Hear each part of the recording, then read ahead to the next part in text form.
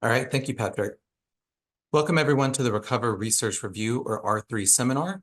My name is Quinn Barnett. I'm an epidemiologist with the Recover Administrative Coordinating Center, and I'll be your moderator for today's session. The goal of this seminar series is to catalyze a shared understanding of the research within the Recover Consortium. I want to start by thanking everyone who submitted questions in advance and remind everyone that you can submit any questions during today's presentation using the Q&A feature in your Zoom menu. After today's panel, our speakers will answer as many questions as possible. A Q&A document will also be posted with the recording of the seminar on recovercovid.org. The document will include the answers for submitted questions relevant to today's presentations. Questions about other scientific topics will be addressed in future seminars, and answers to broader questions about Recover will be available in the FAQs found at recovercovid.org. As a reminder, we cannot answer any questions about individual clinical care. I'm pleased to share that our presenters today are Dr. Bruno, Dr. Chengxi Zang, and Dr. Torri Metz, and our discussant will be Dr. Valerie Flaherman. Dr. Bruno is a women's reproductive health research K-12 scholar and an assistant professor in the Department of Obstetrics and Gynecology in the Division of Maternal Fetal Medicine at University of Utah Health. Her clinical care focuses on management of high-risk pregnancies, and her clinical and research interests include venous thromboembolism and thrombotic disorders in pregnancy, vaginal birth after cesarean, hypertensive disorders of pregnancy, and COVID-19. Dr. Bruno is joined by Dr. Zang, who is an instructor in the Department of Population Health Sciences at Weill Cornell Medicine and faculty in the Weill Cornell Medicine Institute of AI for Digital Health. His research focus is using AI, machine learning, and data-driven methods to generate robust and generalizable real-world evidence for clinical decision-making, drug discovery, and development. He worked with PCORI EHR adult cohorts to develop computational phenotyping tools, subphenotyping tools, predictive models, and repurposing drugs for long COVID among general adults, as well as for pregnant populations. Dr. Metz is Vice Chair for Research and an Associate Professor of Obstetrics and Gynecology at the University of Utah Health. She's a practicing maternal fetal medicine subspecialist and is the PI for the Utah Center of the Eunice Kennedy Shriver NICHD Maternal Fetal Medicine Units Network, where she leads their study examining the effects of COVID-19 on serious maternal morbidity and mortality. She's also leading the NHLBI-funded 4-year longitudinal study on long COVID in mothers and their offspring as part of the Trans-NIH Recover Consortium. Finally, Dr. Flaherman is an epidemiologist and pediatrician at the University of California, San Francisco, where she's professor of pediatrics, epidemiology, and biostatistics, and core faculty at the Institute for Health Policy Studies. Her research program focuses on exposures and preventive interventions during infancy and early childhood, and she is managing director of the Better Outcomes Through Research for Newborns Network.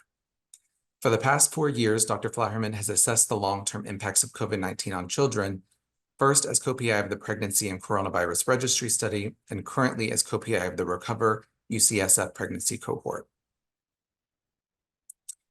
The topic of today's seminar is SARS-CoV-2 infection during pregnancy and development of long COVID. Today's speakers will present findings from the Recover Pregnancy Observational Cohort and EHR cohort about the association between SARS-CoV-2 infection during pregnancy and development of long COVID. Please welcome all of our speakers, and with that, I will turn it over to our first presenter, Dr. Bruno. Thank you for the introduction, and thank you for the opportunity to present this morning. As identified, my name is Bruno, and I'm an assistant professor at the University of Utah. I'm very happy to be presenting this morning on pregnancy and task at the Recover Research Review Seminar Series. Listed here are my co-authors, who I am presenting on behalf of as well. Our sort of table of contents for the next 15 to 20 minutes will be to go over a little bit of background, discuss the Recover Cornell electronic health record data set as the data source for our analysis, talk through our research question looking at pregnancy and interval task development, talk through the methods and results of our analysis, and talk briefly about future directions. To begin with, when thinking about long COVID, complications of acute SARS-CoV-2 infection are increasingly well described. Therefore, attention has really turned to better understanding post-acute sequelae of SARS-CoV-2 infection, or PASC. The World Health Organization, or WHO, defines PASC as symptoms occurring by 3 months post SARS-CoV-2 infection, lasting for at least 2 months and not explained by an alternative diagnosis. And the National Institutes of Health Researching COVID to Enhance Recovery, or RECOVER initiative, the focus is dedicated to studying the long-term effects of COVID-19 and the form of PASC, or long COVID. The RECOVER structure is outlined briefly here. At the base is the NIH. Within that are these several different cores that lead to the RECOVER Consortium, the research infrastructure, and RECOVER participants and research studies. Through this core and then building out to the larger RECOVER Consortium and research studies, several different populations have been the focus of a variety of studies, including adult populations, pediatric populations, pregnant populations, which we'll hear more from later with Dr. Metz, tissue pathology and immunology, and then real-world data. Our analysis today focuses on the real-world data aspect of this through the PCORNet EHR dataset.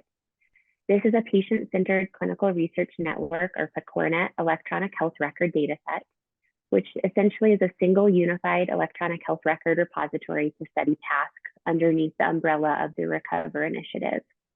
Within the PCORNet EHR dataset is data from inpatient and outpatient encounters, including things such as demographics, diagnoses from inpatient and outpatient admissions identified through the use of insurance and billing codes, medications, and laboratory results. Overall, this reflects about 10 million patients across 19 US health systems, and these data are refreshed quarterly to allow for updated analyses over time with the most up-to-date data population, reflecting the changes in the pandemic and since. The PCORNet PASC team has already worked together previously to identify a definition of PASC within the PCORNet EHR dataset. This is just briefly reflecting the work of our collaborators, including Dr. Zang, who will be on the panel a little bit later. But essentially, their team began by looking at approximately 6,000 codes, including medications and insurance diagnostic codes, to identify 137 condition categories that may contribute to PASC. This was then taken through an iterative process using literature, clinician input, and overlap from different data sources to take 137 conditions through this process and select 44 PASC categories, and then assess in a baseline population within the PCORNet dataset, varying incidence and significance. In their primary analysis, this was done using data primarily from New York City and Florida, and refined the overarching 137 conditions down to a refined list of 25 conditions. In their publication in Nature Communications, they presented this EHR cohort of about 35,000 adults aged greater than or equal to 20 years with SARS-CoV-2 infection, and identified those 25 conditions that most contributed to the definition of PASC. This is called the PCORNet PASC computable phenotype, which we used in our analysis, which we'll talk about more today. Here is identified as the 25 conditions that they included in defining PASC when considering EHR data sets. You can see that the different conditions cross organ systems, including neurologic, genitourinary, digestive, respiratory, circulatory, and endocrine systems. Taking that and applying both the EHR data set as well as prospective data sets, PASC has been studied across populations to identify risk factors and protective factors as it relates to the interval development of PASC. Retrospective studies have identified risk factors for the development of PASC to include severe COVID-19 disease, female sex, middle age, presence of pre-existing comorbid health conditions such as diabetes, obesity, obstructive sleep apnea, and chronic lung disease, as well as a strong antibody response to SARS-CoV-2 infection. The most prevalent protective factor that's been identified across data sets has been COVID-19 vaccination. There's ongoing work to define PASC and elucidate these risk factors and protective factors across different populations. One such population is pregnant individuals, which has been rather minimally assessed thus far in evaluating long-term development of PASC. That leads us to our research question, which was to ask, does the risk for interval development of task differ between acquiring SARS-CoV-2 infection during a pregnancy as compared with acquiring SARS-CoV-2 infection outside of a pregnancy? And this is relevant because pregnant populations differ somewhat from the baseline population as it relates to immunologic responses, as well as other comorbid complications that can come up in pregnancy. When thinking about pregnancy and acute infection, acquiring SARS-CoV-2 infection during pregnancy has been associated with worse perinatal outcomes and increased maternal morbidity. And a study done by Dr. Metz et al., highlighted here, was a retrospective cohort study of about 14,000 individuals delivering across 17 US hospitals in 2020. And those with SARS-CoV-2 infection compared to no infection in pregnancy were more likely to experience maternal mortality and morbidity from complications such as hemorrhage, infection, and hypertensive disorders of pregnancy. Other studies have found similar associations between SARS-CoV-2 infection during pregnancy and an increased risk for things such as ICU admission, need for mechanical ventilation, and cardiovascular complications, as well as rates of preterm birth. Our goal from our current analysis that we'll present today was to focus rather on, instead of pregnancy and active infection, was to look at pregnancy and long-term risk for development of TAF. When thinking about this question, one thing I will highlight in advance is that there are physiologic changes of pregnancy, and in general, pregnancy is often defined as an immune tolerant state. There are alterations in cytokine, complement, and T cell regulation, as well as changes at the utero-placenta interface. All of these are meant to accommodate fetal protection. And these immune changes may alter the risk of TAF following SARS-CoV-2 infection and pregnancy, and therefore was the basis for our question. The objective of our current analysis was to evaluate the association between acquiring SARS-CoV-2 infection during pregnancy and the development of TAF compared with acquiring SARS-CoV-2 infection outside of pregnancy, specifically in the Recover Initiative EHR dataset. Our hypothesis was that the physiologic changes of pregnancy would have a protective effect, resulting in a lower incidence of TAF following SARS-CoV-2 infection acquired in pregnancy. The methods for our analysis specifically utilized a retrospective cohort study design within the PCORNA EHR dataset, which we discussed earlier. We included females aged 18 to 49 years of age with lab-confirmed SARS-CoV-2 infection from March of 2020 through June of 2022. We considered baseline characteristics of the population included, utilized the EHR algorithms and data sets to assess medical and obstetric history, and then use these same data sets to define the interval development of TAF conditions identified using the insurance and diagnosis codes as outlined earlier. This Recover EHR initiative was IRB approved previously through the Biomedical Research Alliance of New York. In our analysis, the exposure was acquiring SARS-CoV-2 during pregnancy as compared to acquiring it outside of pregnancy. In order to do this, we used a validated algorithm to identify pregnancies and define a gestational window for each individual included.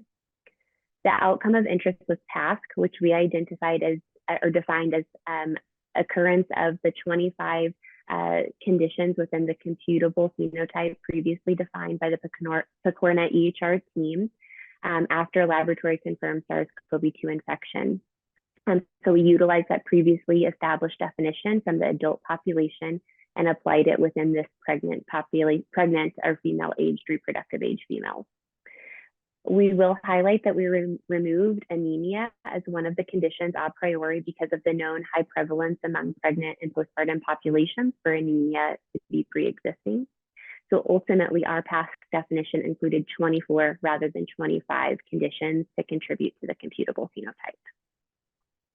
Here is demonstrating how we did this from the previous slides. So the top figure here demonstrates that we looked at data from 3 years prior to COVID onset. This defined our baseline period to allow us to look for confounders.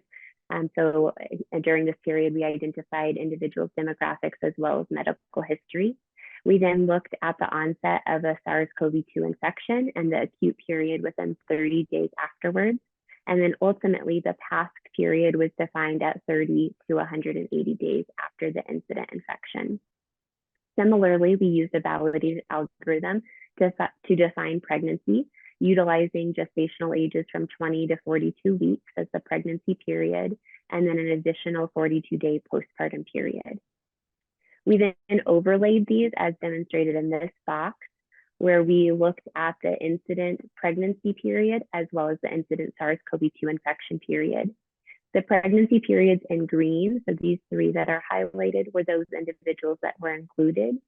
Individuals that experienced a SARS-CoV-2 infection during the postpartum period only were excluded, and individuals that experienced a SARS-CoV-2 infection prior to the onset of pregnancy were also excluded.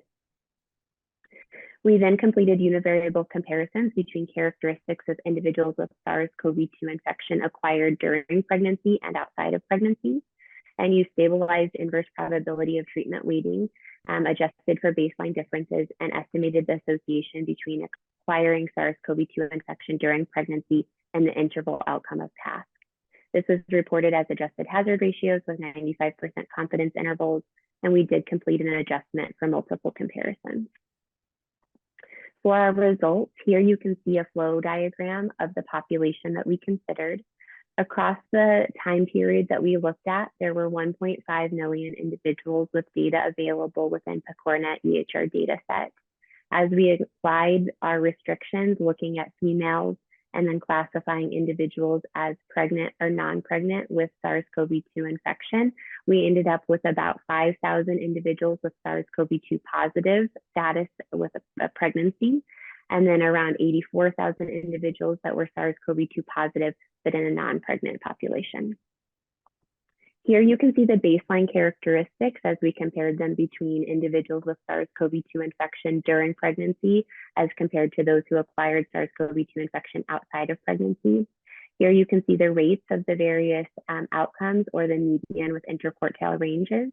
And then we utilized a standardized mean difference using a value of greater than 0.1 or less than negative 0.1 to indicate a meaningful effect size.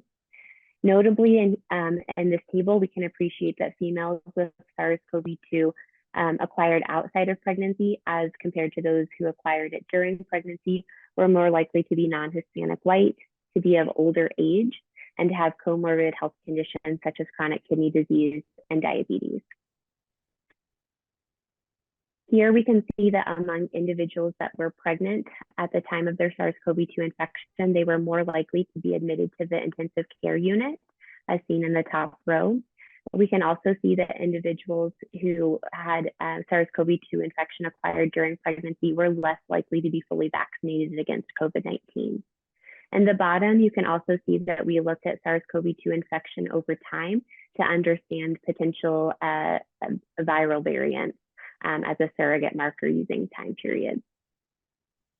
In our primary analysis, acquiring SARS-CoV-2 infection during pregnancy was associated with a lower incidence of PASC in the subsequent 30 to 180 days compared with acquiring SARS-CoV-2 infection outside of pregnancy. This was identified as 25.5% of the population amongst pregnant individuals who had acquired SARS-CoV-2 infection, as compared to 33.9% in those with SARS-CoV-2 infection outside of pregnancy. Stated another way, we also looked at this as a cumulative incidence of PASC, where we found that approximately 31 per 100 persons among those with SARS-CoV-2 infection and pregnancy went on to develop PASC, as compared to approximately 36 per 100 persons among those with SARS-CoV-2 infection outside of pregnancy. These are the subcomponents. So as identified before, we ultimately used the computable phenotype defined as 24 conditions, excluding anemia, to do the primary analysis. Here are the sub-conditions, so the 24 different conditions that were considered. And you can see utilizing the rates and an adjusted hazard ratio here that some conditions were more likely, where others were less likely following SARS-CoV-2 infection in pregnancy. Some that were at a higher risk were those identified, such as thromboembolism, as well as abdominal pain, whereas other conditions were at a lower incidence, contributing to the overall primary analysis. So in conclusion, our key findings were that in this population-based retrospective cohort study of COVID-19 survivors, SARS-CoV-2 infection acquired during pregnancy was associated with a lower risk of developing TASC at 30 to 180 days after infection compared with SARS-CoV-2 infection acquired outside of pregnancy. The current study is the first to describe a lower incidence of TASC following acquisition of SARS-CoV-2 infection in pregnancy. When we consider our findings in the context of prior work, overall, the available studies and data to date have been rather limited. A prior prospective cohort study in 2020 of pregnant and postpartum individuals who had SARS-CoV-2 infection either during pregnancy or postpartum up to 6 weeks afterwards, identified that 26% of those with SARS-CoV-2 went on to report persistent symptoms at 8 weeks after infection. And another cross-sectional study published in 2022 of pregnant and non-pregnant females in Ecuador, an anonymous 37-item online questionnaire identified that 48.5% of them self-reported long COVID symptoms such as fatigue, hair loss, and difficulty concentrating. So overall, these prior studies demonstrate somewhat of similar findings to our work. And as we will hear shortly, the Recover Pregnancy cohort has prospectively included pregnant individuals exposed to SARS-CoV-2 infection during pregnancy and gone on to evaluate TASC, which Dr. Metz will report on shortly.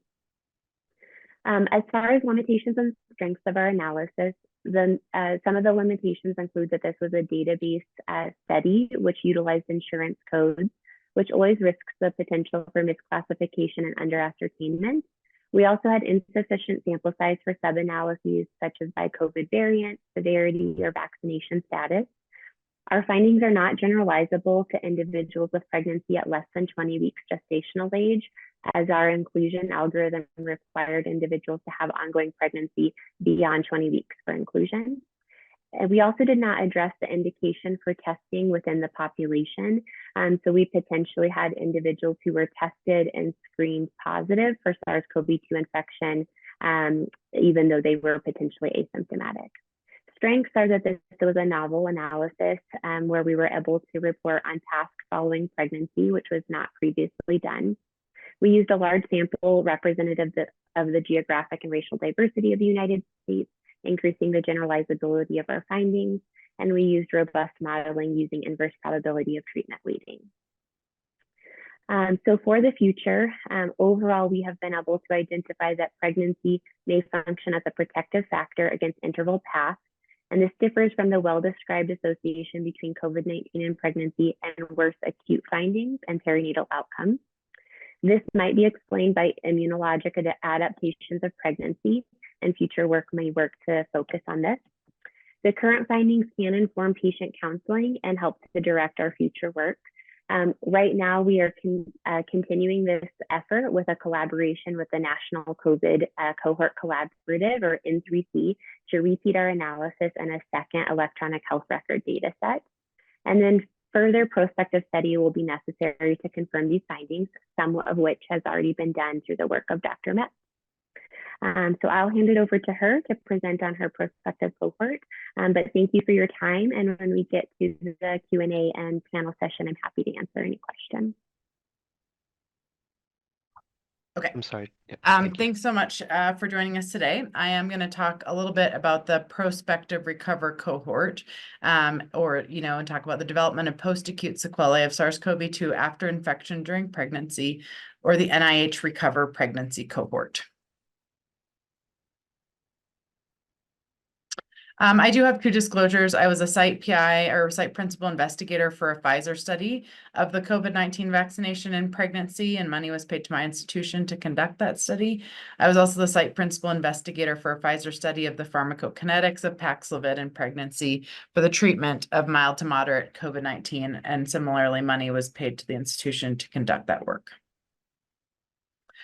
So what is the Recover Pregnancy Observational Cohort? The Recover Pregnancy Cohort will enroll maternal and child dyads to investigate the effects of SARS-CoV-2 acquired during pregnancy on the long-term health of both the pregnant person and their offspring who are exposed to SARS-CoV-2 in utero. So it's unique in this enrollment of dyads, maternal child dyads. This is just a graphical figure just to give you a little bit more perspective on sort of the recovered pregnancy cohort and what it means when I'm talking about this. So we aim to enroll 2,300 pregnant individuals and their offspring. So you can see the photos of the two there. And we are enrolling both people who had SARS-CoV-2 during pregnancy and their children who were thus exposed to SARS-CoV-2 in utero, which is on the top, 1,867 of them, and those who did not have SARS-CoV-2 during pregnancy and unexposed children, so that we can make comparisons really specifically for the neurodevelopmental outcomes, which I'm going to talk about on the next slide. Actually, 2 slides from now, sorry. So in terms of the adults, so the mothers that are enrolled in this study, we are going to follow the study procedures of the adult cohort and have been doing that. This means that there's 3 tiers of different studies that are done as part of the Recover Adult cohort. And basically there's deeper phenotyping by tier. And so the first tier is really a lot of symptom-based surveys. Tier 2 gets into a little bit more invasive testing. And then tier 3 is really in-depth testing for specific organ systems. We did have to make some modifications for the pregnancy and the postpartum state. For example, we did not want weight loss among postpartum people to trigger certain tests. So there's certain tests specifically looking at more of the GI system that had been triggered by people losing weight. And so we noticed at some point that, wow, we're triggering these, and the reason we're triggering them is because people have become postpartum. It's not that they're having abnormal weight loss, they're having physiologic weight loss. So we did have to make some modifications to sort of the triggers for the tiered tests. Similarly, there's some things that we just don't do in pregnancy. We don't typically perform exercise treadmill testing when people are pregnant. We also don't typically perform some imaging studies, specifically those with radiation, like CT scans when people are pregnant. So we weren't doing those in pregnant people. This is just a summary of the adult study procedures. This is not a slide that I expect anybody to read, but really it's just a reminder, overview, or a familiarization for people who aren't otherwise familiar with the adult recover cohort, that there are a number of time points that we're in contact with participants in our cohort. And it starts with a baseline visit. And then in that first 2 years, it's every 3 months. And then it starts to decrease a little bit in frequency in terms of their in-person visits subsequently, but really collecting detailed data on the people who are enrolled in recover pregnancy that are doing all these same procedures as they recover adults. This is a slide I thought was previously coming next. Apologies. So we are also doing offspring neurodevelopmental testing. And so I think the thing that's really unique about the pregnancy cohort is that we're enrolling the adult mothers and then their offspring. And so the real primary focus of the offspring study procedures in recover pregnancy are looking at neurodevelopmental testing. And we're doing that starting at 12 months. We do it again at 18, 24, 36, and 48 months. And, we are trying to pass all of our participants who are enrolled in recover pregnancy as offspring to what we are calling our tier 2 tests. The tier 2 tests are in-person neurodevelopmental testing, including the Bailey 4 exam and the differential ability scales 2 exam. We're also measuring their growth, and we're collecting blood specimens for future research if the parents consent to that. Prior to those tier 2 tests, we are also collecting very valuable data remotely from participants using the Ages and Stages questionnaire, which is sent to participants at 12 months of age, and then also looking at AMChat, which is a screening tool for autism at 18 months of age. So today we're going to focus more on the adult side. We hope to have the offspring results forthcoming soon as well. But the first thing we're able to really examine is the adults and the pregnant people who acquired SARS-CoV-2 infection during pregnancy. So in terms of background, and Dr. Bruno talked about a little bit of this already, but SARS-CoV-2 we know increases the risk for serious maternal morbidity, stillbirth, preterm birth, and hypertensive disorders of pregnancy or high blood pressure during pregnancy. We also know that pregnant people are at higher risk of developing severe COVID-19, having ICU admissions, and dying of COVID-19.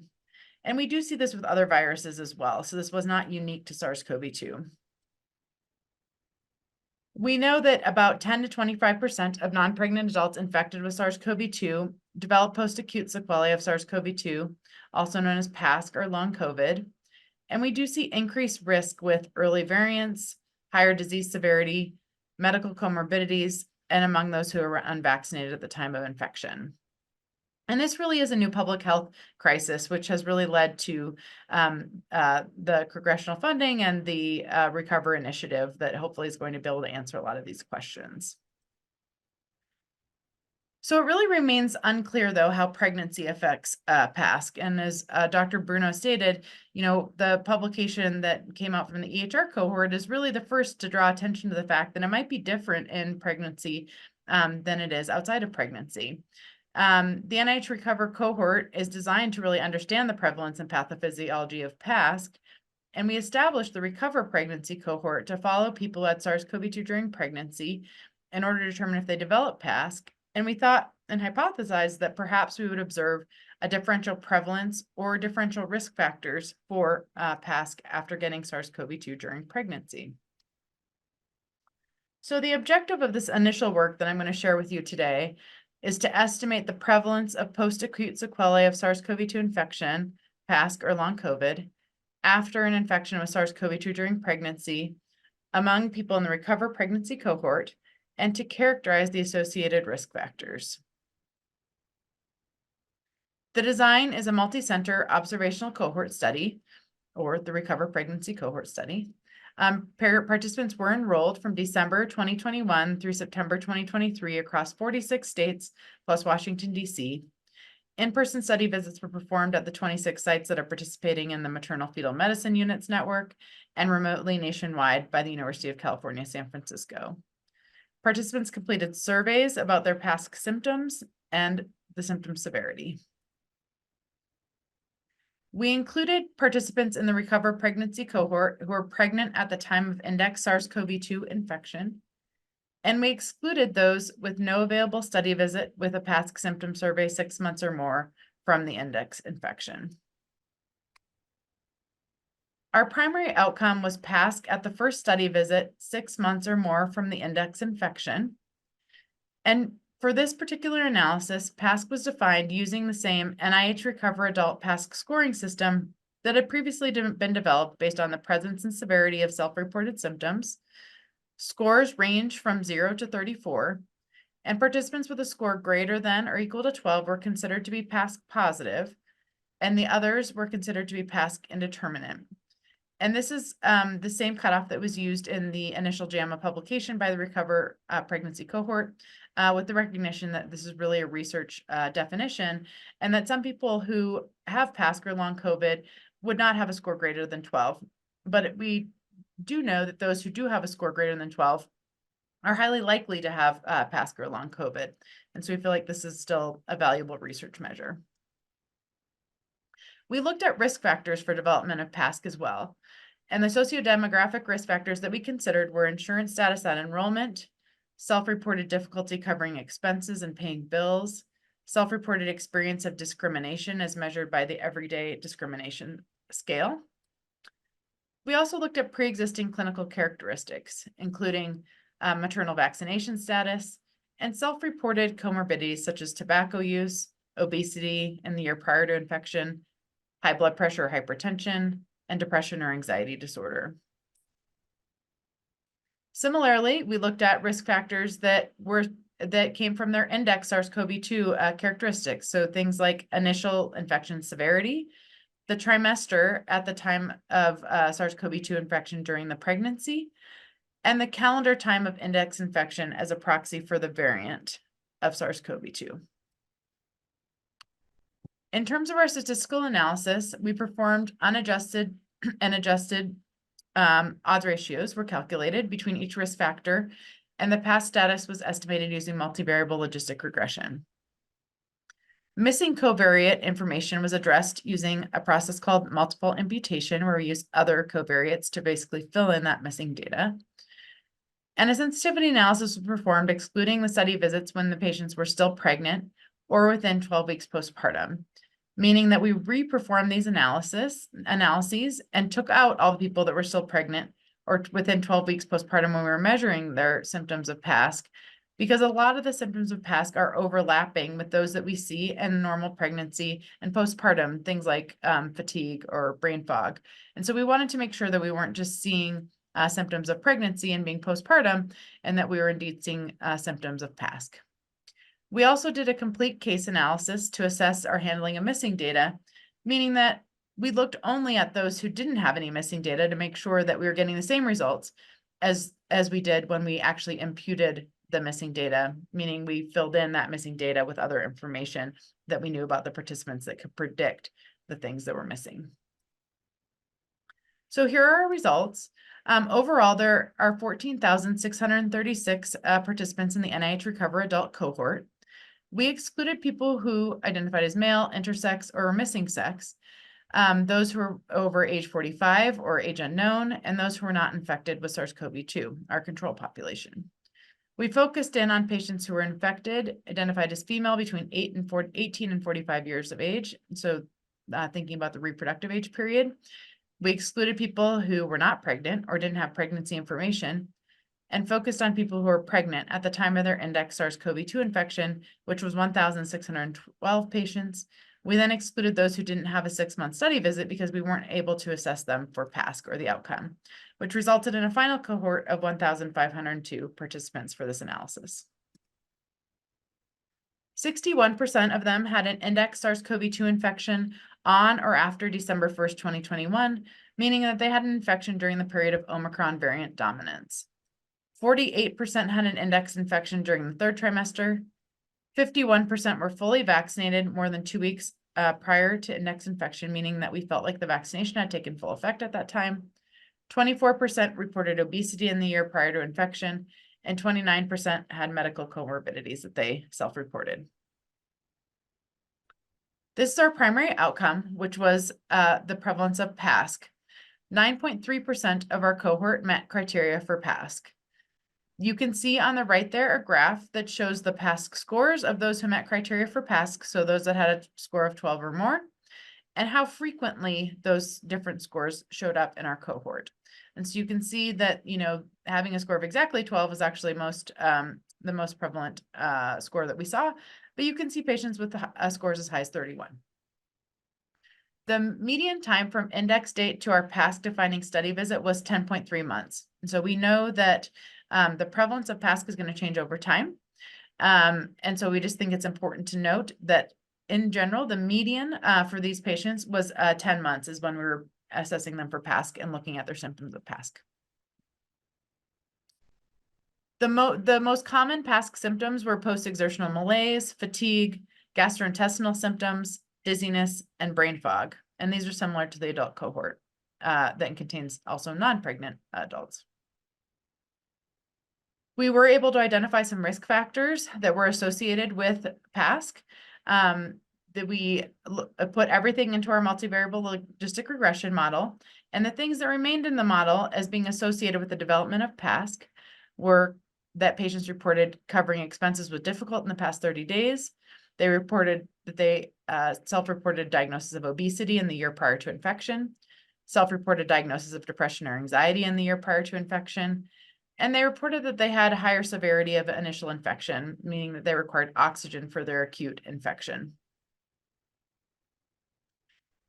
We also found that in infection pre-Omicron, not being fully vaccinated, having a higher discrimination index, and having medical comorbidities were associated with PASC in our unadjusted models. But once we adjusted them for all of the other risk factors, we saw that those results were no longer significant, meaning that 95% confidence interval in parentheses in the far right column starts to cross 1. It doesn't mean for sure that these would never be associated. It just means that when we looked at this and the sample size that we had available and adjusted for all the other things, that these things were no longer associated, but would certainly warrant further investigation because we did see a signal in the unadjusted modeling.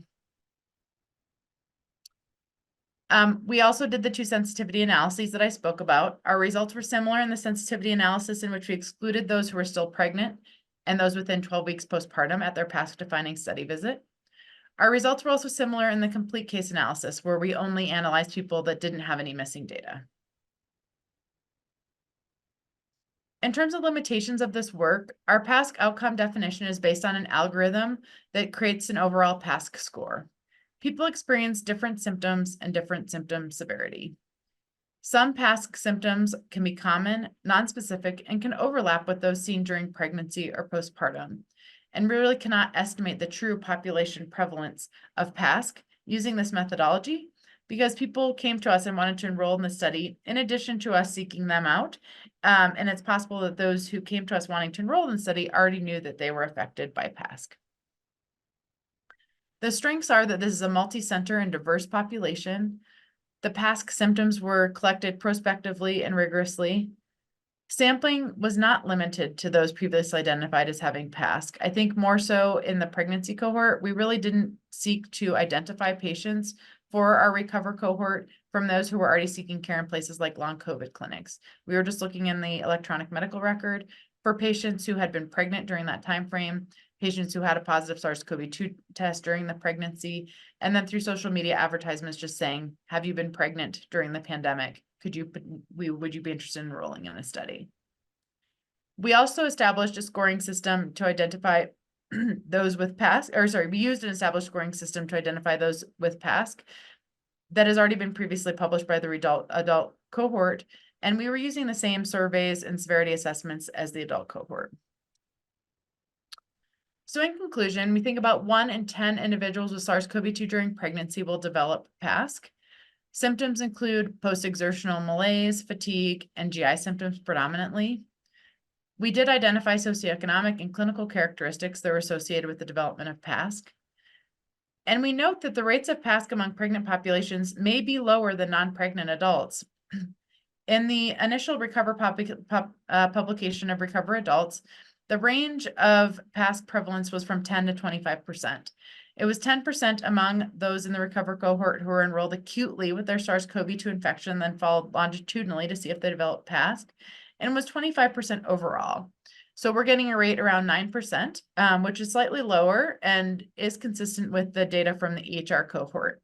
And so there's starting to be a little bit more of a body of work demonstrating that potentially patients who acquire SARS-CoV-2 in pregnancy have a lower incidence of PASC subsequently. I would like to thank all of the Recover pregnancy sites who enrolled patients for this study. Many of these are part of the NICHD Maternal Fetal Medicine Units Network, and also UCSF School of Medicine, who recruits patients remotely across the whole United States.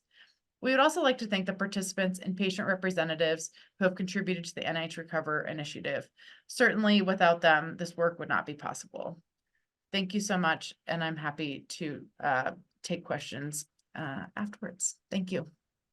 Thank you so much to both of the panelists for presenting these fascinating results.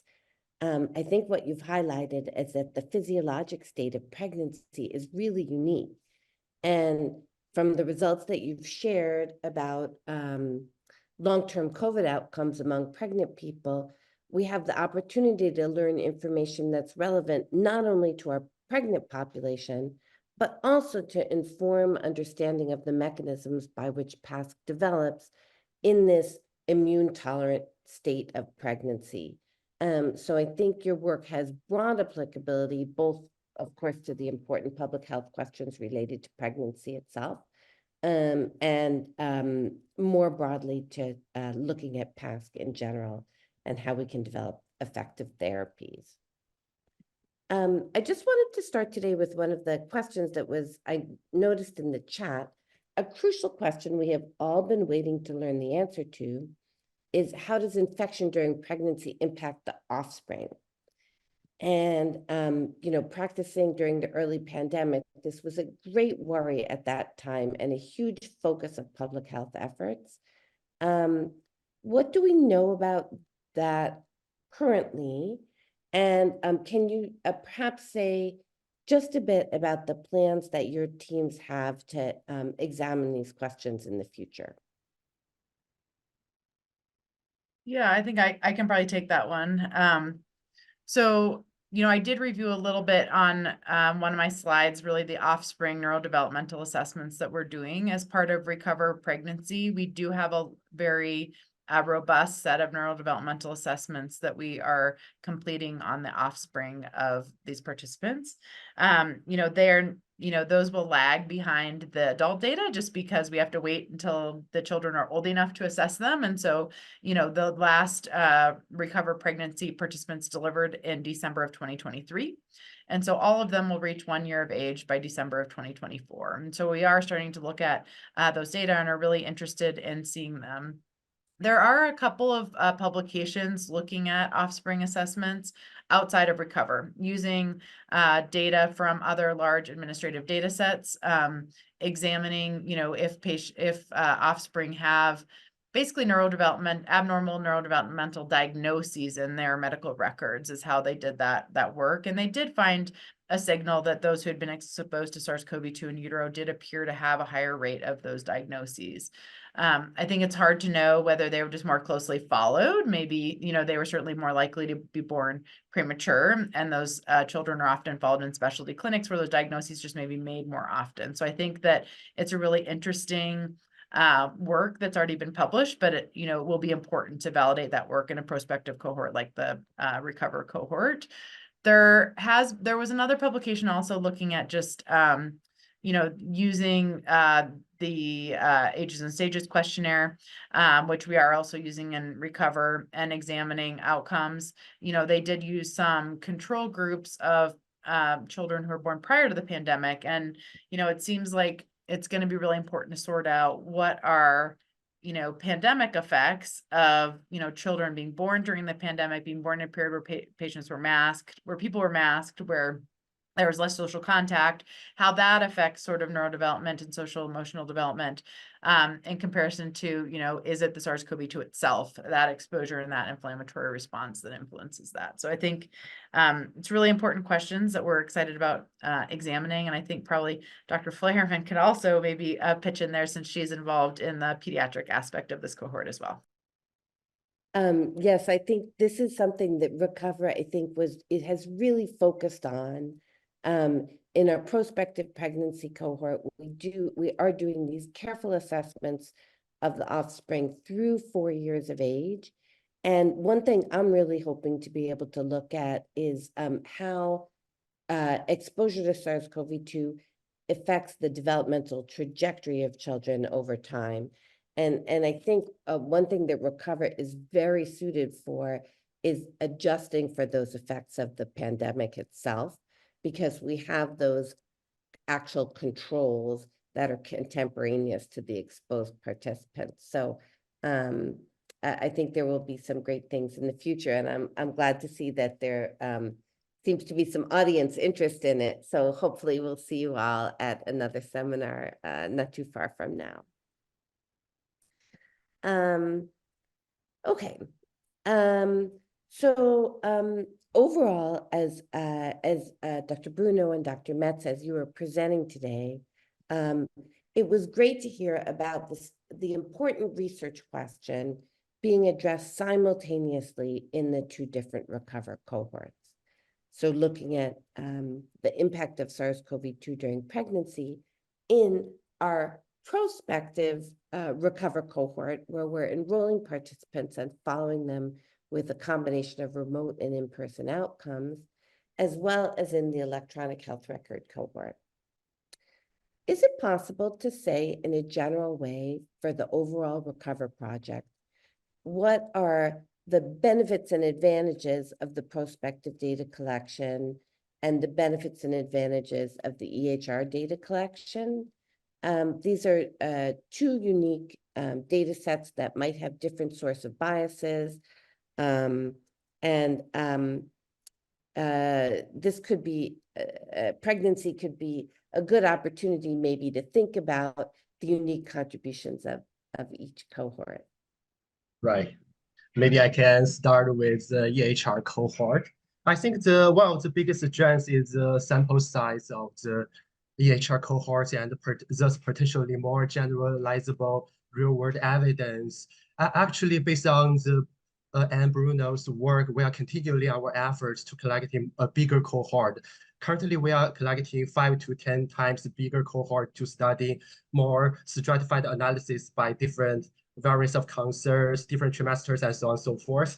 I think that's the first power. We have a bigger sample size, and particularly we can generate more helpful evidence or hypothesis in a more timely way, right? This is a more timely, cost-effective than the prospective cohort. And of course, this is the real-world evidence. We are collecting the real-world treatment, real-world outcomes, which of course will inform the data collection of the prospective cohort and of course vice versa. And the prospective cohort will also inform the EHR analysis.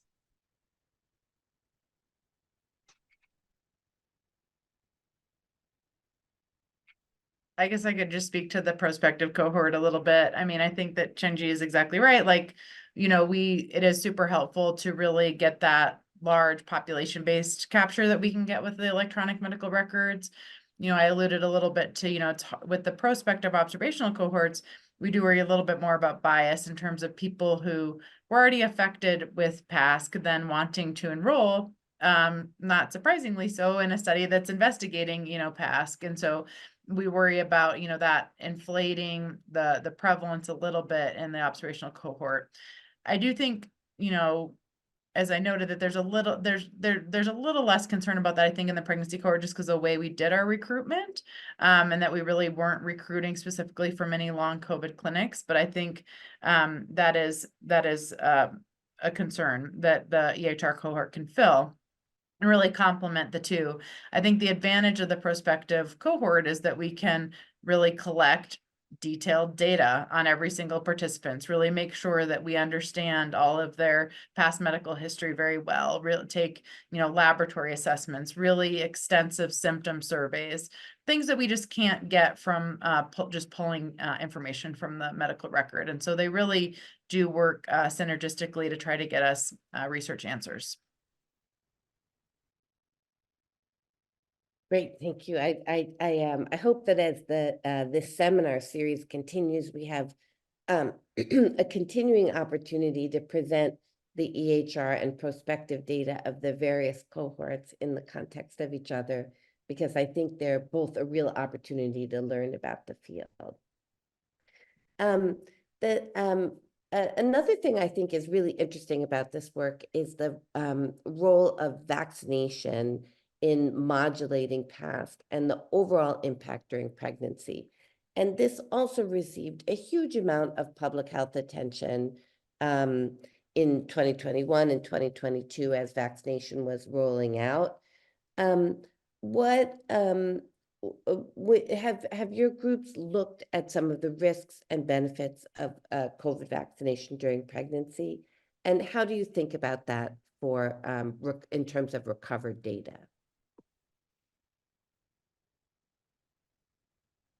Dr. Bruno, you want to take that one? Yeah, happy to. So I would just say, outside of the two studies that Dr. Metz and I presented today, there is quite a bit of literature now supporting COVID-19 vaccination and pregnancy. As you sort of stated earlier in the pandemic, this was a big worry. Just like when there's any vaccination or medication, it's very important to include pregnant and postpartum individuals in those analyses and studies. And over time, that has successfully been completed, and the overwhelming evidence would support the safety of COVID-19 vaccination in the course of pregnancy and the postpartum period. Both one, without any evidence of teratogenicity or other specific complications in pregnancy, but also as highlighted in some of the prior work of Dr. Metz to try to reduce some of the acute risks related to SARS-CoV-2 infection and pregnancy. And then we also are starting to see that in some of these longer term studies looking at PASC. And the EHR data set, we did include documentation of vaccination in the analyses. In general, we identified that pregnant individuals were less likely to be fully vaccinated. That likely reflects some of the time period that we were utilizing, because it crossed the period before we had as robust of data around safety for vaccination. And that's something that's also been included in the ongoing prospective cohort with Dr. Metz. So I think we'll continue to get more and more data from that aspect. I will say clinically that we as maternal fetal medicine physicians, our national societies all highly support the use of COVID-19 vaccination before and during pregnancy. And so it's also nice to see that those recommendations are bearing out in data now to support that those are, again, likely safe and demonstrate long-term protective ability as well. But I think future analyses that are more specific and focused on COVID-19 vaccination to look at PASC will be necessary within this population.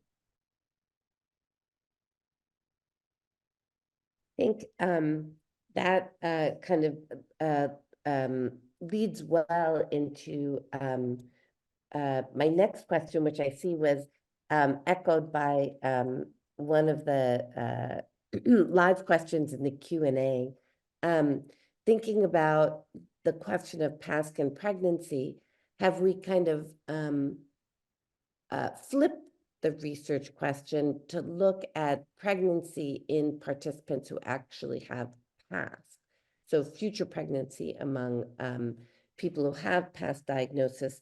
And I know that this is a concern for many people in the patient community, individuals who are interested in pregnancy and know that they have a pre-existing health condition. Has Recover started to look at that? And if so, what's the state of our investigation? Yeah, thanks for that question. I mean, so this has come up. So in all of these cohorts have, sort of coordinated committee groups that meet, and we have patient representatives that are part of those committees and help lead the work that Recover is doing.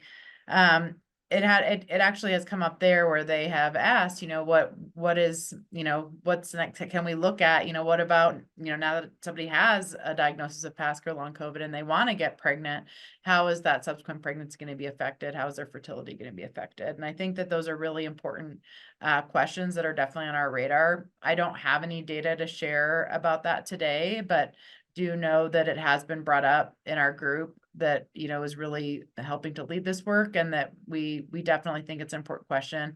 I think we can get at it somewhat for sure with the prospective observational data, and that we do collect subsequent pregnancies on all of the adult participants. So not just those in the pregnancy cohort, but any adult participant who is enrolled, we have information about, when they, had met a diagnosis of PASC and if they had any subsequent intervening pregnancies after that time. We've talked about trying to get into how many participants actually have had a subsequent pregnancy. But I also think it's something that would be very ripe for investigation in the EHR cohort, where we take these patients that now we have, done this computer phenotyping for and have identified them as people who have made PASC, and then looking at subsequent pregnancy in them. Right. To add one point, it's a great question, right? Actually, we must acknowledge that our current analysis focuses on the incident PASC, which means they were not happened in the previously, and we checked the incident conditions. And this is more about the PASC and their relapsing or worsening or some consequence on the pregnancy outcomes. These are still open questions and need more research. And also another challenge is how to distinguish between the PASC and the common conditions in gestational period or postpartum period, right? Which might cause for revising our definition of existing PASC, which are derived from general population, from the incident conditions. We can see the gap there. It's interesting because many of these questions seem to really relate in part to the physiology of pregnancy and the physiology of PASC and how they interact. Has there been thought given to the different stages or perhaps trimesters of pregnancy and how this may impact the physiology of the individual and the outcome of PASC? I can take that one. So that is something I think that's of interest. In our analysis that we presented today, while we did have a large sample size, which is a major positive of using this data source, we were still limited in our ability to complete sub-analyses looking at by trimester of infection. That is something that we are working on for future work in a larger electronic health record data set. So considering how we might be able to consider what we highlighted earlier about vaccination status a bit further. Also considering by variant of SARS-CoV-2 infection has been of some interest. And then as it relates specifically to pregnancy, thinking about the trimester of infection and how that might alter the interval development of PASC. So that is something that we are working on currently. And so we'll hopefully have more information in the future. But I think highlights an important question that comes up as we sort of think about pregnancy and whether it matters at what point during pregnancy an infection occurs as it relates to interval PASC. Yes. Variant, I'm so glad you also brought up the question of variant, because I think that's a common question that I hear from folks is, you know, since SARS-CoV-2 has changed over time in its acute form, would it be reasonable to think that PASC itself might also be changing? And if it is, how can we track that in the data? And I think that's you know, that's a question for all of us to address on an ongoing basis. Yeah, I think for sure it's a question to address on an ongoing basis. I mean, I think, you know, it does seem like earlier variants people are, you know, are more associated with PASC, but, you know, perhaps that's because of how we've defined PASC, you know, and I think keeping an eye open to, we may see differential symptoms and severity of PASC with different variants. I think uniquely with pregnancy, you know, there were definitely variants. I mean, specifically the Delta variant that was particularly harmful for pregnancies. You know, as in the general population, a lot higher rates of ICU admission, but we also saw much higher rates of stillbirth and placental effects of that particular variant of the virus. And so also I think it is important to look at, you know, differences in the offspring outcomes by variant, differences in PASC by variant. And those are all things that I think are certainly at the forefront of people's minds when we're thinking about this. Pregnancy is a little tricky because, you know, we presented data showing you that, you know, people who are pregnant who got SARS-CoV-2 are more likely to be admitted to the ICU and die. I mean, that definitely epidemiologically is true and has borne out over and over in the literature. And it's probably because their immunologic response is a little bit different than people who aren't pregnant. And that's why we also see with other viruses, pregnant women tend to get more ill. And that's because they're a little more immune tolerant in pregnancy. They have to tolerate a fetus that doesn't have their DNA. And so in order to do that, a lot of changes happen with the immune system that adapt, that allow more tolerance, which then results in sicker patients. So then you'd say, well, if they got sicker, why isn't their PASC worse? Well, maybe it's all interrelated, that even though they got sicker, it was because they didn't have quite as robust of an inflammatory response. Perhaps that's involved in the pathophysiology. These are all, you know, I think next steps as if this continues to be demonstrated, that there's a lower prevalence among people who had SARS-CoV-2 in pregnancy, will be examining why. And can we look pathophysiologically? Can we look back at the biospecimens that we've collected and really demonstrate if there's differences there? And also, you know, the prevalence and the symptoms of the PASC may vary by different SARS-CoV-2 variants suggested by our epidemiology study. For example, in New York's data, we just found a more, you know, bigger hazard ratio, bigger excess burden of the pulmonary embolism and some GI conditions in Delta variants compared to the ancestral variants. But these are knowledge from the general population. I just think a big question mark for the pregnant cohort. What's their, you know, how they evolve over time? It's a big question mark. Great, thank you so much. This has been such an educational presentation. I really look forward to hearing from the audience on what most interests them. So I'll maybe turn it over now to Quinn. All right, thanks so much, everyone, for such a rich discussion.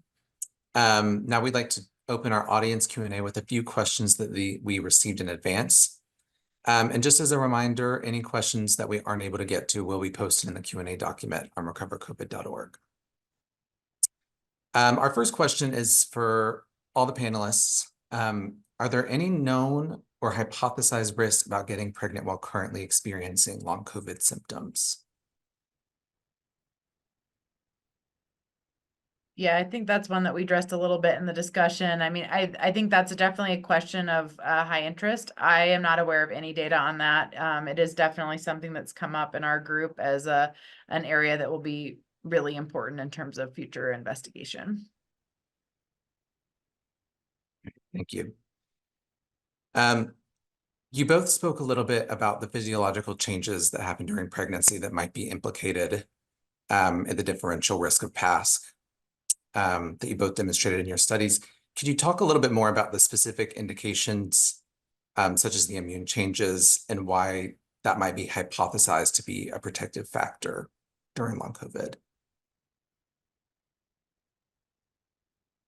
I can take that one. So in prior evaluations of other infections and pregnancy, there has been data sort of supporting that there can be immune changes.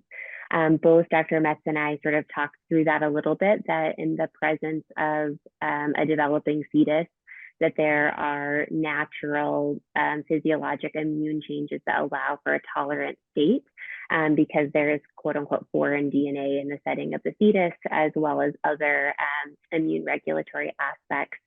So while that is a hypothesis, because it's been borne out with other infections, it's still technically a hypothesis. So as Dr. Metz sort of highlighted, I think future work will be interesting to be able to use biospecimens to look more specifically at cell regulation and sort of the pathology within specimens to try to confirm or deny that a bit further. But because of existing data for other infections and sort of the hypothesis from a biologic plausibility standpoint, that is something that would make sense to us clinically. Thank you. Regarding the apparent lower incidence of PASC among people who were pregnant during infection, do you think this could have been influenced by the perception of fatigue and brain fog that's associated during the postpartum period?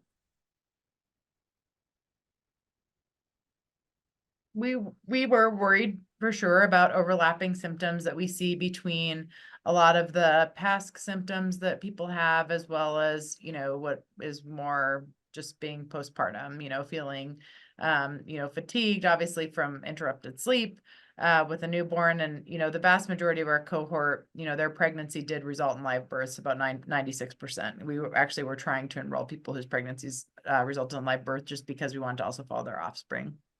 But I think that, you know, we do see that, which is why for the analysis that we did in the prospective observational cohort, we did that second sensitivity analysis where we took out anybody who was being assessed for PASC while they were either still pregnant or while they were within the first 12 weeks postpartum. And just tried to make sure that we were still seeing the same prevalence of PASC, which we did. I think, you know, it is important to try to tease those things out. And people, you know, we were, though, also, you know, our comparison group is other people who'd had a pregnancy who didn't develop PASC. And so, you know, similarly, those people also have a newborn at home and, you know, would in theory have, you know, similar symptoms related to just being postpartum. And so I think we do have, you know, an appropriate comparison group for that. And we also did that additional analysis where we looked only at people who were assessed further out from their birth. Thank you. I think the next question will also be for you, Dr. Metz. Your study used the definition of PASC that was from the recent JAMA article.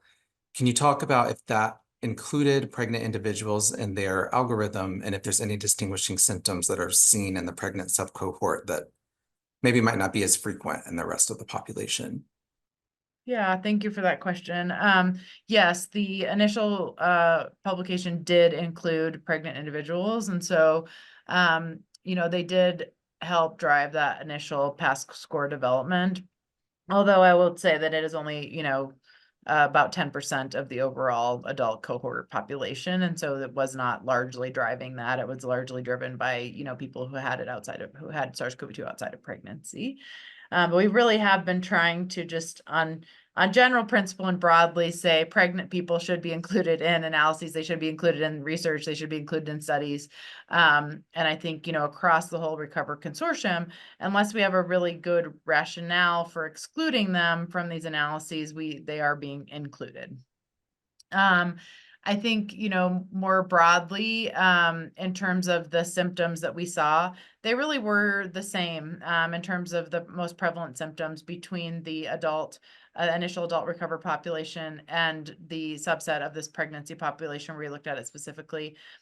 Really very much the same most prevalent symptoms in both cohorts. We didn't see a difference in those, which might be a little bit surprising because you may think that you would see a difference in those, especially with what we've been talking about in terms of, you know, just differences being postpartum and being pregnant. But they really were consistent across the two cohorts. Thank you. I'd like to move on to a couple of questions we got regarding breastfeeding and related issues with infants. Is there a discernible impact on breastfeeding success or failure rates related to perinatal COVID infection or postpartum long COVID that you're aware of? Maybe I can take that question. This was something that Recover is very focused on answering, and we do have a good assessment of breastfeeding practices in our infant outcomes. It was a major concern of pediatricians in the early pandemic when mothers who delivered with SARS-CoV-2 were actually separated from their infants. And there was a lot of concern about breastfeeding during SARS-CoV-2 infection. So I'm very happy to say that there, of course, as I think everyone knows at this point, breastfeeding is very much to be encouraged. But we really want to look into what happened at that time and whether there was an impact of early infection on breastfeeding. So I look forward to hopefully presenting that later this year.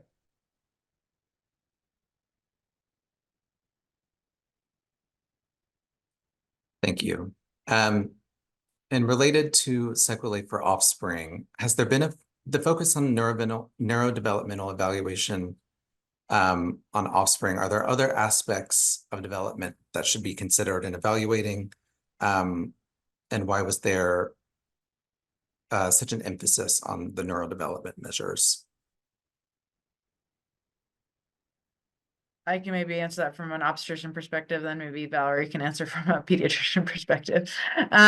So from an OB perspective, you know, we worry a lot with infections that we see a lot of. We can see maternal fever, we can see maternal inflammation, and all of those things in other conditions have been associated with adverse neurodevelopment in the fetus. And so that's the rationale for really focusing on that. I think early in the pandemic, there was a lot of concern for vertical transmission of SARS-CoV-2, meaning the virus actually crossing the placenta and infecting the fetus. We have found that is extraordinarily rare for that to actually happen. And so I think that allows us to shift our attention a little bit more to not those acute effects of like the fetus actually being infected with the virus, but the effects of the fetus being in an inflammatory maternal environment with things like a fever that can really affect that neurodevelopment. And that's why we wanted to focus on that from an OB perspective. I don't know if you want to add anything from the pediatric side, Valerie.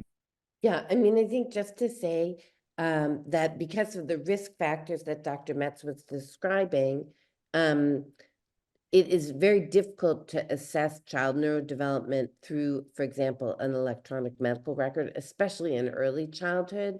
And we didn't want to wait 10 years until these kids were, you know, in the middle of their school age and we could actually demonstrate a drop in test scores or something like that.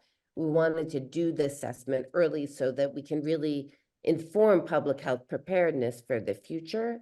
And the only way to do that was to do this detailed neurodevelopmental assessment that really has not been done with the sample size that Recover is going to be able to do it. Having said that, we are also looking at a wide variety of other childhood outcomes, including growth, body mass index, child health services utilization, sleep quality, behavior, different aspects of child well-being that we'll be able to report on. And I think one of the unique things about Recover is that we do have this detailed information on both the pregnant individual and the child, and we have the ability to follow them together, which is really unique across cohorts. So, you know, I think we will see, you know, the cohort will have to age somewhat before we can do our final neurodevelopmental assessments, but I think we should be able to get some of the highest quality data on this topic of any studies that I'm aware of. Thank you. Our next question is, how do you hypothesize that sequelae of SARS-CoV-2 infection during pregnancy might influence trends in severe maternal morbidity and mortality? So things like trends in cardiovascular, mental health, and substance use outcomes.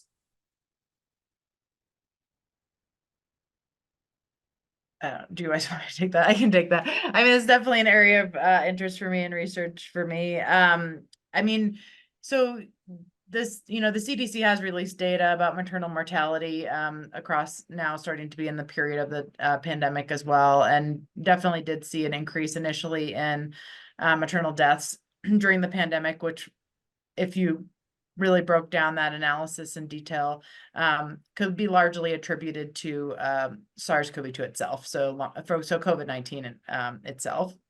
But I think in the pregnant population, like any population, we also saw increases in just all-cause mortality, and you know, certainly for things like mental health disorders, suicide, drug overdoses have gone up in the pregnant population, just like they have in the non-pregnant population. So certainly ongoing concerns with that. The very most recent maternal mortality data that have come out actually did start to show a decline again, but we certainly saw an increase over the early pandemic years related largely to COVID-19 and maternal deaths from that, but also other causes of mortality that were influenced by just living in the time of the pandemic.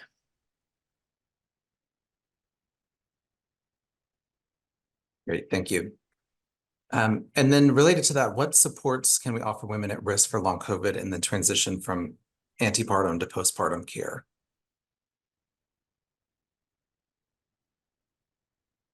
Perhaps Dr. Bruno, would you like to answer that? Yeah, I mean, I think that's a great question in regards to how do we apply clinical research to our actual clinical practice. And so I think that is one piece that's exciting about these findings from both of the studies presented today, is how those can be utilized to counsel patients. While I do think there's a lot of additional work still needed, as we have sort of highlighted, to see future prospective work and hopefully replication of our findings, I do think that these data can be utilized to start to counsel patients on what we have identified as far as the associations between COVID-19 during pregnancy versus outside of pregnancy and interval task.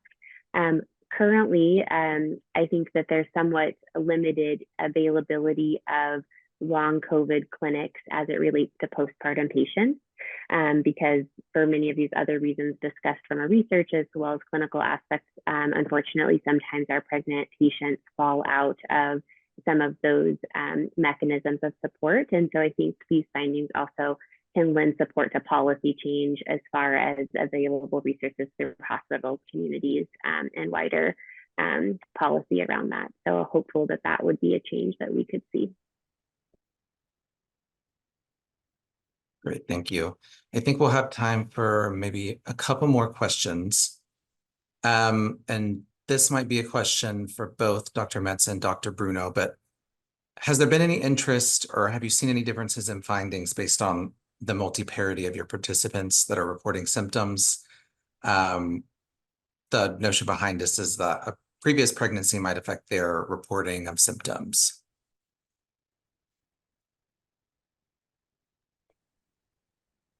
We can maybe both answer. I think from the electronic health record data set, that is more difficult for us to get at in regards to considering prior pregnancy history. While we have obstetric history as it relates to prior history of certain health conditions, our ability to sort of understand how that might alter presentation as far as symptomology is somewhat limited when we're using electronic health record diagnoses.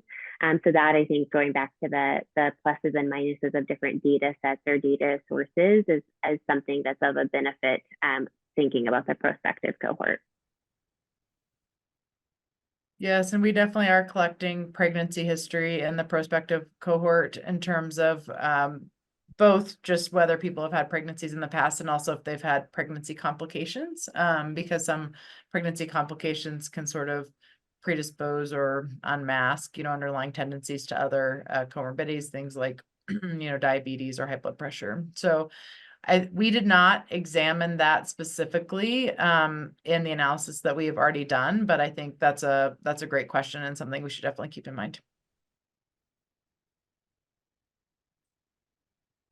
Is there any interest or any current evidence that the length of time that someone has long COVID might differ for pregnant populations versus the general adult population? That's a great question. I did put one answer in the Q&A that I felt like we didn't do a good job of answering with the variant question, but just about trajectory of PASC. And I think that's a really that is a focus currently of Recover broadly. The Recover adult cohort has a writing group that's working specifically on that question now. What does the trajectory of PASC look like? Which would be a great opportunity to also look at it in the subset of pregnant participants to see if it actually differs in our pregnant population. But really, Recover broadly is just starting to do that work related to trajectory. I think, I emphasized a little bit in my presentation, but want to reemphasize here. I mean, we really are looking at a snapshot in time and at a, median time of 10 months after the infection, but that time differed from as soon as 4 months to, as late as, a year. So it's or even a year and a half, actually, I think in one of the participants. So really it's just, it's these little snapshots we're getting.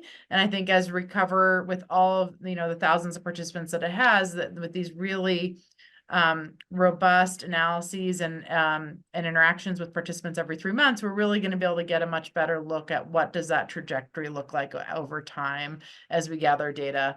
And I think is going to be super interesting. It's a really important question and we are actively working on it.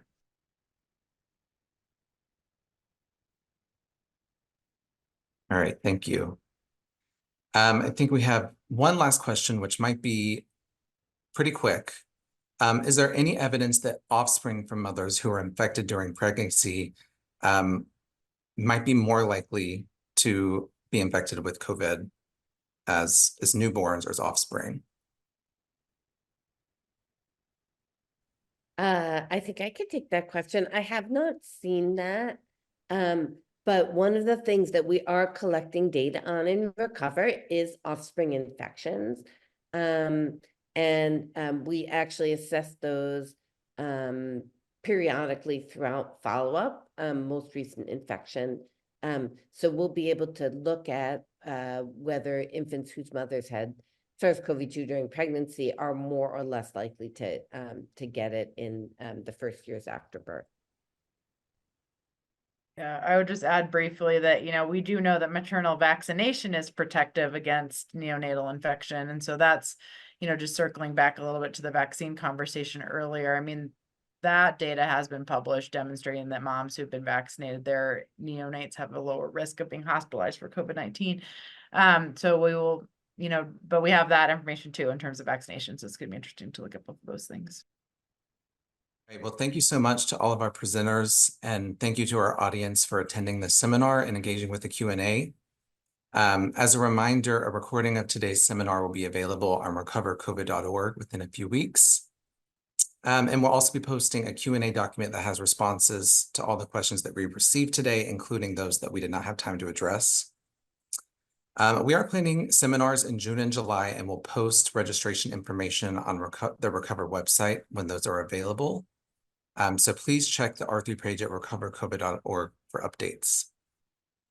In a moment, you'll see a short survey that will come up on your screen, which will ask for your feedback on this seminar. We would appreciate if you could take just a minute to fill out that brief survey. But thank you so much to all of our panelists for such a rich discussion. Thank you to our audience for your Q&A, and I hope everyone has a great day.